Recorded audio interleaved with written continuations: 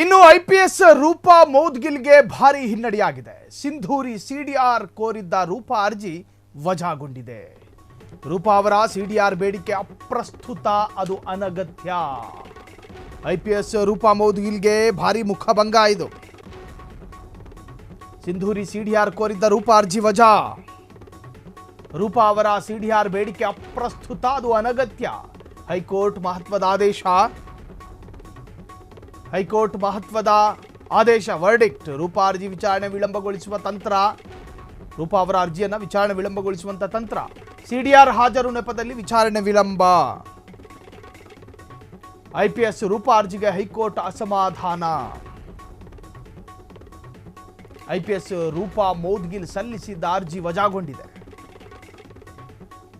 Magistrate court ಆದೇಶ ಎತ್ತಿ ಹಿಡಿದ ಹೈಕೋರ್ಟ್. ಮ್ಯಾಜಿಸ್ಟ್ರೇಟ್ ಕೆಳಹಂತದ ನ್ಯಾಯಾಲಯವು ಕೂಡ ಅದನ್ನೇ ಹೇಳಿತು, ಅದನ್ನು ಎತ್ತಿ ಹಿಡಿದಿದೆ. ಈ ಬೆಳವಣಿಗೆಯಿಂದ ರೂಪಾ ಅವರಿಗೆ ತೀವ್ರ ಹಿನ್ನಡೆಯಾಗಿದೆ. ಆಕ್ಷೇಪಾರ್ಹ ಪೋಸ್ಟ್ ಕಾರಣ ರೋಹಿಣಿ ಮಾನಹಾನಿ ಪ್ರಕರಣ ದಾಖಲಾಗಿತ್ತು. ಐಪಿಎಸ್ ರೂಪಾ ಮೌದ್ಗಿಲ್ಗೆ ಇದು ಭಾರಿ ಹಿನ್ನಡೆ. ಐಪಿಎಸ್ ಅಧಿಕಾರಿ ರೂಪಾ ಮೌದ್ಗಿಲ್ ಅವರು ಐಎಎಸ್ ಅಧಿಕಾರಿ ರೋಹಿಣಿ ಸಿಂಧೂರಿ ಅವರ ನಿರ್ದಿಷ್ಟ ಮೊಬೈಲ್ ಸಂಖ್ಯೆ, ಕರೆ ದತ್ತಾಂಶ ದಾಖಲೆ ಅರ್ಥಾತ್ ಸಿಡಿಆರ್ ಕೋರಿರುವುದು ಅಪ್ರಸ್ತುತ ಮತ್ತು ಅನಗತ್ಯ ಅಂತೇಳಿ ಕರ್ನಾಟಕದ ಹೈಕೋರ್ಟ್ ಇತ್ತೀಚೆಗೆ ಅಷ್ಟೇ ಹೇಳಿತ್ತು. ಈ ಸಂಬಂಧ ರೂಪಾ ಸಲ್ಲಿಕೆ ಮಾಡಿದಂಥ ಅರ್ಜಿಯನ್ನು ವಜಾಗೊಳಿಸಲಾಗಿದೆ. ಹೀಗಾಗಿ ರೂಪಾ ಅವರಿಗೆ ತೀವ್ರ ಹಿನ್ನಡೆ ಎಂದು ಹೇಳಲಾಗ್ತಿದೆ. ಆಕ್ಷೇಪಾರ್ಹವಾದಂಥ ಪೋಸ್ಟನ್ನು ಮಾಡಿದ್ರು ಅವರು.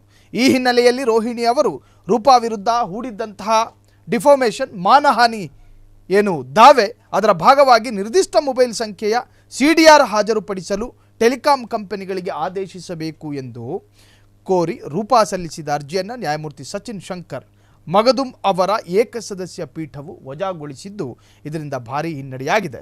ಜೊತೆಗೆ ಮ್ಯಾಜಿಸ್ಟ್ರೇಟ್ ನ್ಯಾಯಾಲಯ ಮಾಡಿರತಕ್ಕಂಥ ಆದೇಶವನ್ನು ಎತ್ತಿ ಹಿಡಿದಿದೆ. ಸಿಡಿಆರ್ ಪಡೆಯೋದಕ್ಕೆ ನಿರ್ದೇಶನ ಕೋರಿ ರೂಪಾ ಸಲ್ಲಿಸಿದಂತಹ ಹಾಲಿ ಅರ್ಜಿಯು ವಿಚಾರಣೆಯನ್ನು ವಿಳಂಬಗೊಳಿಸುವ ಮತ್ತೊಂದು ತಂತ್ರವಾಗಿದೆ. ನೋಡಿ, ಕೋರ್ಟ್ ಅದನ್ನು ಪ್ರತ್ಯೇಕವಾಗಿ ಕೋರ್ಟ್ ಮಾಡಿ ಹೇಳ್ತು. ಏನಂತ?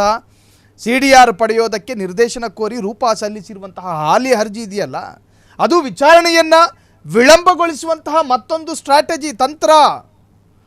ಸಿಡಿಆರ್ ಹಾಜರುಪಡಿಸುವ ನೆಪದಲ್ಲಿ ರೂಪಾ ಅವರು ವಿಚಾರಣೆಯನ್ನು ವಿಳಂಬಗೊಳಿಸಿದ್ದಾರೆ. ಸೊ ಹೀಗಂತ ನ್ಯಾಯಾಲಯವು ತೀವ್ರವಾದಂತಹ ಅಸಮಾಧಾನವನ್ನು ದಾಖಲು ಮಾಡಿದೆ.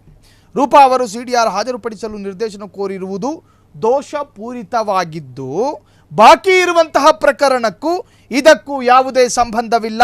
ರೋಹಿಣಿ ಅವರ ಬಗ್ಗೆ ರೂಪಾ ಆಕ್ಷೇಪಾರ್ಹವಾದ ಪೋಸ್ಟ್ಗಳನ್ನು ಫೇಸ್ಬುಕ್ನಲ್ಲಿ ಹಾಕಿರುವುದು, ಐಪಿಎಸ್ ಅಧಿಕಾರಿಯೊಬ್ಬರ ದುರ್ಮರಣಕ್ಕೆ ರೋಹಿಣಿ ಕಾರಣ ಎಂದಿರೋದು, ರೋಹಿಣಿ ಅವರ ಆಕ್ಷೇಪಾರ್ಹವಾದ ಚಿತ್ರಗಳನ್ನು ಸಾರ್ವಜನಿಕಗೊಳಿಸುವ ಮೂಲಕ ಅವರನ್ನು ಕೆಟ್ಟದಾಗಿ ಬಿಂಬಿಸಿರುವ ಆರೋಪ ಈಕೆಯ ಮೇಲಿದೆ. ಇದು ಮಾನಹಾನಿಯ ವ್ಯಾಪ್ತಿಗೆ ಬರಲಿದೆ. ನೋಡಿ, ಇದು ಸ್ಪಷ್ಟವಾದ ಮಾನಹಾನಿಯ ವ್ಯಾಪ್ತಿಗೆ ಬರುತ್ತೆ ಅನ್ನೋ ಅಭಿಪ್ರಾಯ. ಸೊ ಹಾಗಾಗಿ ಮೌದ್ಗಿಲ್ಗೆ ಈ ವಿಚಾರದಲ್ಲಿ, ಈ ಪ್ರಕರಣದಲ್ಲಿ ಬಹಳಷ್ಟು ಹಿನ್ನಡೆಯಾಗಿದೆ. ಐಪಿಎಸ್ ರೂಪಾ ಅರ್ಜಿಗೆ ಹೈಕೋರ್ಟ್ ಅಸಮಾಧಾನವನ್ನು ವ್ಯಕ್ತಪಡಿಸಿದ್ದು, ಐಪಿಎಸ್ ರೂಪಾ ಮೌದ್ಗಿಲ್ ಸಲ್ಲಿಸಿದ ಅರ್ಜಿ ವಜಾಗೊಂಡಿದೆ. ಮ್ಯಾಜಿಸ್ಟ್ರೇಟ್ ಕೋರ್ಟ್ ಆದೇಶ ಎತ್ತಿ ಹಿಡಿದಂತಹ ಹೈಕೋರ್ಟ್ ಈ ಬೆಳವಣಿಗೆಯಿಂದ ರೂಪಾ ಅವರಿಗೆ ತೀವ್ರ ಹಿನ್ನಡೆಯಾಗಿದ್ದು, ಮುಂದೆ ಕಾನೂನು ಮಾರ್ಗ ಏನಿದೆ ರೂಪಾ ಅವರಿಗೆ? ಹಾಗಾದರೆ ಅರ್ಜಿ ವಜಾ ನಂತರ ರೂಪಾ ಅವರು ಯಾವ ಕ್ರಮಕ್ಕೆ ಮುಂದಾಗ್ತಾರೆ ಅಥವಾ ಯಾವ ಕಾನೂನಿನ ಸಹಾಯಕ್ಕೆ ಮುಂದಾಗ್ತಾರೆ? ಕಾದು ನೋಡಬೇಕಾಗಿದೆ. ಕ್ಷಣ ಕ್ಷಣದ ಸುದ್ದಿಗಳಿಗಾಗಿ ಫ್ರೀಡಂ ಟಿವಿ ಸಬ್ಸ್ಕ್ರೈಬ್ ಮಾಡಿ, ಲೈಕ್ ಮಾಡಿ ಹಾಗೂ ಫಾಲೋ ಮಾಡಿ.